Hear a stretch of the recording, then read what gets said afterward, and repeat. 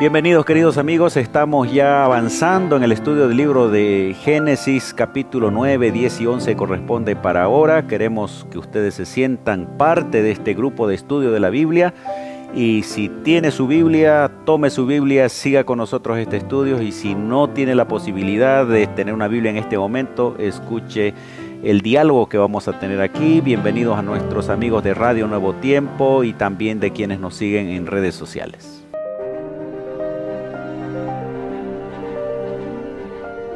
Axiomas, más allá de la evidencia.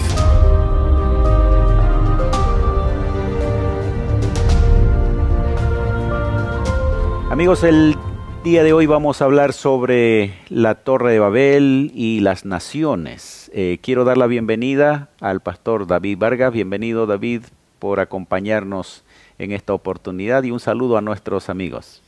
Contento siempre de compartir el estudio de la palabra de Dios. Saludos a todos, que el Señor le bendiga y le permita comprender y vivir la Biblia. Gracias también, Franklin, por estar con nosotros. Franklin Garnica está para participar en este momento de estudio, y luego de tu saludo, por favor, guíanos en oración. Muy bien, pastor. Sí, agradecido a Dios por estar aquí con ustedes en este diálogo. Vamos a inclinar nuestras cabezas y vamos a orar. Querido Señor, en esta oportunidad, una vez más, Padre, pedimos que nos acompañes en el estudio de esta semana. Con tu bendición podamos extraer, Señor, los principios y las orientaciones que encontramos, Señor, en tu palabra. En el nombre de Jesús oramos. Amén. Amén. Amén. Luego del diluvio queda la familia de Noé junto con la esposa, los hijos y las esposas de ellos, y a partir de allí comienza la historia que vamos a ver ahora. Capítulo 9, a partir del versículo 18, un incidente ingrato que ocurre ahí en la familia de Noé, y después vamos a ir viendo los descendientes y llegaremos a la Torre de Babel. ¿Quién de ustedes puede describirnos un poquito lo que sucedió con Noé y sus hijos? ¿Franklin? En el capítulo 9, versículo 20, dice: después comenzó Noé a labrar la tierra y plantó una viña. El versículo 21 menciona: y bebió el vino y se embriagó y estaba descubierto en medio de su tienda. Vemos aquí que hay un problema, una dificultad con Noé. Noé toma el vino, se embriaga y hay un acontecimiento ahí, ¿no? Queda desnudo. Y su hijo Cam, la historia dice que Cam lo ve y en vez de ayudarlo a su padre, en vez de cubrir la desnudez, él va y comenta con sus hermanos, ¿no? Va y muestra el problema por el cual su padre estaba atravesando. Este es el conflicto que encontramos nosotros en esta parte de la Biblia, ¿no? Bueno, hay un problema primeramente en Noé, ¿no? Vemos cómo en este caso las bebidas embriagantes terminan llevando a la vergüenza a una persona. Eso se repite en la actualidad, lamentablemente. Era un error pues también, ¿no? Porque no era el propósito de Dios que se fermenten los frutos de las plantas que el Señor ha creado, ¿no? El propósito de Dios es que uno use el alimento natural. Y ahí viene ahora la actitud de uno de los hijos, ¿no? Una actitud tal vez, como decía Franklin, el hecho de en lugar de ayudarlo al padre, termina medio exponiéndolo, y luego los hermanos vienen y lo cubren. ¿Por qué se produce una maldición para este hijo de, ya mencionamos el hecho, pero ¿dónde se puede ver la actitud que estamos comentando? En el versículo 24 del capítulo 9 menciona: y despertó Noé de su embriaguez y supo lo que había hecho con él su hijo más joven. Y ahí empieza a mencionar Noé una maldición en contra de la familia y la descendencia de Cam, ¿no? En el versículo 25 dice: maldito sea Canaán, siervo de siervos a sus hermanos. Y repite reiteradamente eso en el versículo 26 y el versículo 27. Los resultados de una acción tal vez no tan pensada o apresurada termina trayendo consecuencias, ¿no? Para el resto de la descendencia. Quizá un detalle ahí, en el caso del hijo, se trata del hijo menor, dice, ¿no? quién sabe, la inmadurez, la inexperiencia, ¿verdad? Tratándose de un hijo, del hijo más joven, ¿no? En este caso, de pronto una lección también, ¿no? Para cada uno, buscar la madurez, evitar las precipitaciones o las acciones a veces por espontáneas podrían tornarse en errores, ¿no? Y había un problema, aunque dijimos anteriormente, Noé había cometido el error, pero el hecho de honrar al padre, honrar padre y madre el mandamiento divino, significa que sin importar lo que haya sucedido, él no tenía la libertad de exponerlo, de tratar de inclusive comentarlo, aunque él le dice a los hermanos, pero si en ese momento hubiesen habido más personas, probablemente él también hubiese llevado un poco más allá que tapar el problema. La situación, claro, el respeto se mantiene, ¿no? Bueno, luego el capítulo 10 describe la descendencia de Noé y hay una genealogía larga, bastante extensa, todo el capítulo 10 prácticamente. No vamos a leer todo el capítulo, pero ¿cuál es el objetivo de las genealogías en la Biblia? Uno de los objetivos que menciona la lección de esta semana hace referencia a la naturaleza histórica de los acontecimientos que se han llevado a cabo durante la historia, ¿no? Darle, digamos, la naturaleza histórica, es decir, fueron cosas reales, fueron hechos reales, por eso es que estamos teniendo nombres, hijos, nietos. Pruebas, ¿no? Pruebas de lo acontecido. También el otro objetivo que nosotros encontramos es que hay una fragilidad humana, ¿no? Se muestra la fragilidad humana en esta genealogía que nosotros encontramos en el capítulo 10. Porque van muriendo y van naciendo otros. Y hay ese es el otro objetivo, mantener la continuidad, ¿no? También. Mostrar la continuidad de la historia humana y la conducción divina también. Y cuán difícil es tratar de contar la historia de miles de años en pocas páginas, ¿no? Pero la Biblia se asegura de que haya un nexo entre un relato y el otro a través de los mismos personajes, como dándonos a entender que no estamos obviando nada, está todo, estamos resaltando algunos aspectos, pero la historia desde la creación se va a mantener porque los personajes están de manera correlativa. Sí, es admirable también la memoria, ¿no? La memoria con la que se registra, el cuidado detallado de parte de Dios, ¿no? Qué cuidado, podríamos pensar, de este modo también el Señor cuida nuestra historia, ¿no? La historia personal, el Señor poniendo su atención y también su conducción. Claro, y es Dios quien inspiró a los autores bíblicos, ¿no? Para que registraran de la manera como se registraron los hechos. Vamos a ir luego al capítulo 11, donde se narra la experiencia de una torre, que es también conocida esta historia, la Torre de Babel. ¿Cómo surge esta situación de tener que edificar una torre? Intentando por sus medios evitar un próximo o los efectos de un futuro diluvio que el Señor había prometido que no existiría, ¿verdad? Estaban buscando evitar los efectos de un diluvio que no existirá, pero sin Dios, sin recurrir a la ayuda o al auxilio de Dios, ¿no? Bueno. Así que un error total.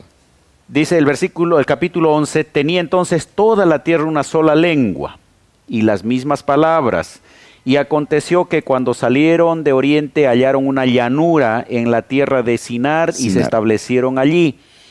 Vamos al versículo 4, dijeron, vamos, edifiquémonos una ciudad y una torre cuya cúspide llegue al cielo y hagámonos un nombre. Dos expresiones interesantes, llegar al cielo y hacerse un nombre. Un prestigio, un renombre, realmente habían actitudes egoístas, ¿no? Había un propósito opuesto a Dios, queriendo lograr las cosas sin Dios. Bueno, nos hace recordar a muchos errores nuestros también, ¿no? Actitudes en las que dejamos de lado a Dios. Y una de las actitudes que nosotros encontramos en este relato es la desconfianza, ¿no?, que hay en Dios, porque el hecho de construir una torre para poder ser librado de un posible diluvio, que no confiaban en la palabra de Dios. Dios había hecho un pacto. Había hecho un pacto con Prometió que no habría otro diluvio. Claro, pero ellos desconfiaron de Dios. Vamos a seguir conversando sobre este tema, vamos a una breve pausa. Ya retornamos con Axiomas.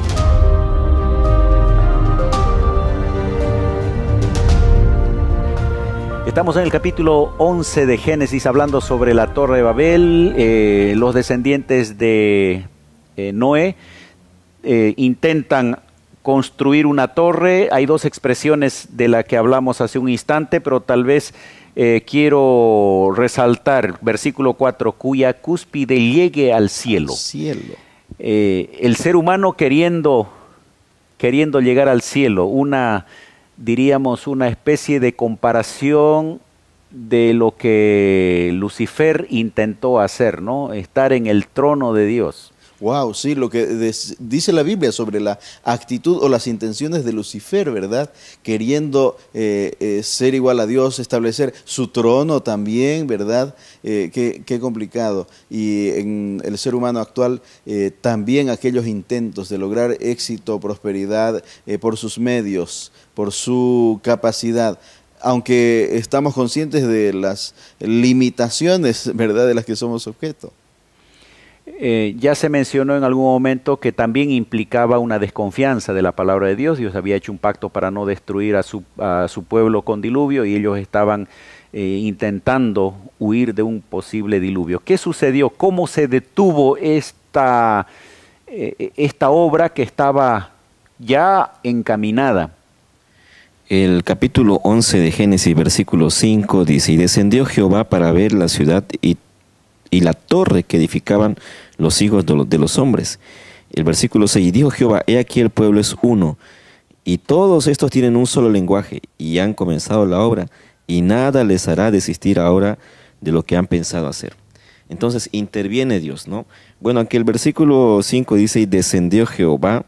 Bueno, Dios conoce en realidad nuestro corazón, los pensamientos que nosotros tenemos. El hecho de que Dios haya descendido muestra una actitud de que Dios siempre va a tratar de acercarse al ser humano para poder hacerlo reflexionar, para ayudarlo. No es que Dios tenía dificultad para conocer la situación desde el cielo, ¿no? Sino que el propósito de la expresión es que nos presenta a Dios interesadísimo en permanecer cerca del ser humano, ¿no? Él desde lejos conoce todo, pero quiere estar cerca. Realmente su propósito es ayudar al ser humano. Es bajar al nivel del ser humano para ayudarlo a salir de su problema, ¿no? Tal vez como una persona adulta que ve a un niño en problemas, se agacha, se sienta al lado de él para estar al nivel y ver cómo ayudarlo, a un Dios descendiendo a fin de cuidar de su creación, aún con toda la rebeldía que en ese momento tenían, ¿no? Y luego se confunde las lenguas, dice allí versículo 7, descendamos y confundamos allí su lengua para que ninguno entienda lo que habla su compañero. Y ahí surge lo que denominamos, ¿no?, la Babilonia, que cada uno hablaba un idioma diferente, no se entendían y se esparcieron. Pero tal vez un elemento importante que estaba olvidando yo acá, este pueblo, dice, el pueblo es uno. La unidad es importante, pero cuando la unidad es encaminada para el mal, es peligrosa. Peligrosa, incluso contraria al propósito divino, tanto en la creación como después de salir del arca, posterior al diluvio. En ambas ocasiones el Señor había indicado que los seres humanos debían esparcirse, debían poblar la tierra, debían multiplicarse. Y en este caso estaban procurando lo contrario, ¿no? Permanecer todos cerca, unos cerca de otros, vivir en un solo lugar, en una sola ciudad o en un solo edificio. Y bueno, el Señor tuvo que corregir, adecuar las cosas. Yéndonos al tema misionero, tal vez aplicando un poquito, ¿no? A veces nosotros quisiéramos estar todos los que creemos lo mismo, todos los cristianos juntos para vivir más en armonía, para que no tengamos pruebas, etcétera. Pero formar un barrio, por ejemplo, un barrio de solo personas que creen lo mismo, pero Dios mandó para que vayamos y seamos sal de la tierra y luz del mundo, y creo que también se puede aplicar, no es directamente el contexto, pero se puede aplicar. Correcto. Para que nosotros también no nos amontonemos tanto, sino vayamos al resto del mundo. Pastor, y esta es una muestra de ir en contra de la voluntad de Dios. Génesis 1:28 hace referencia a lo que usted mencionaba, de ir y multiplicar, ¿no? Salid, ¿no? Pero ellos se quedaron solos, querían ser poderosos, eso dice la lección, ¿no? Querían ser fuertes. Estaban yendo en contra de lo que Dios ya había establecido en un principio. ¿Qué es lo que nosotros podemos resaltar además de esto? Porque Dios, aunque los separa, pero no los destruye. Así es. Interesante, los separa pero no los destruye. Podría pensar quizá en la experiencia personal. En algún momento el Señor pareciera que quita algo de mi vida, pareciera que dispersa mis objetivos, mis metas. Es posible que me parezca que está ocurriendo así, pero no. En realidad el Señor está favoreciéndonos. En la vida personal, ¿cuántas veces pareciera que el Señor quita algo cuando en realidad está organizando mejor, está encaminando mejor nuestra experiencia? El problema era la torre, y dice aquí el versículo 8, así los esparció Jehová desde allí sobre la faz de la tierra, y dejaron de edificar la ciudad. Muchas veces el Señor va a hacer algo para que dejemos de hacer aquella cosa errada, pero en su misericordia nos va a permitir todavía continuar con los planes que ojalá se adecúen a su voluntad. Amén. El versículo 9 menciona, y por esto fue llamado el nombre de ella Babel, porque allí confundió Jehová el lenguaje de toda la tierra, y desde allí los esparció sobre la faz de toda la tierra, lo que usted mencionaba, ¿no? Los esparció, cumpliendo el propósito misionero que deberíamos tomar también nosotros. Miren, a veces, volviendo al tema misionero, a veces el Señor permitió una persecución para que el pueblo saliera y comenzara a predicar en otros lugares donde tal vez no habría ido de manera planificada. Por lo tanto, tenemos que ponernos en las manos del Señor para que, aun cuando ocurran situaciones bastante trágicas, se transformen en bendición. Así es. Así es, y generalmente, ¿no? En realidad es la tendencia permanente del Señor, transformar las dificultades en bendiciones. ¿Algo más que quiera comentar, Franklin, antes de ir a la última pausa sobre esta experiencia de la Torre de Babel, de la intervención divina, de la actitud humana? Cuando el ser humano está equivocado o está caminando por un camino que va a traer muerte, Dios siempre interviene y trata de direccionar. Queridos amigos, vamos a una pausa y volvemos para las conclusiones. Ya retornamos con Axiomas.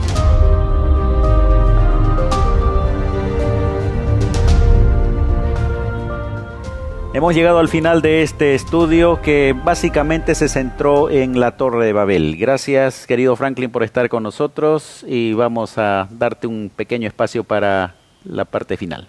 Bueno, Dios siempre estará ahí para poder ayudarnos, y en el momento en el cual creamos de que estamos haciendo lo correcto, Dios interviene y dejemos de que Él actúe sobre nuestra vida. Igualmente, David, muchas gracias por participar con nosotros en este estudio, y tienes unos instantes para despedirte. Agradecido realmente al Señor por este estudio. Creo que una vez más confirmamos que el Señor en nuestra vida está permanentemente acompañando, ayudando, apoyando, muchas veces reencaminando, reencauzando nuestras acciones, nuestras actitudes, y qué bueno dejarse guiar.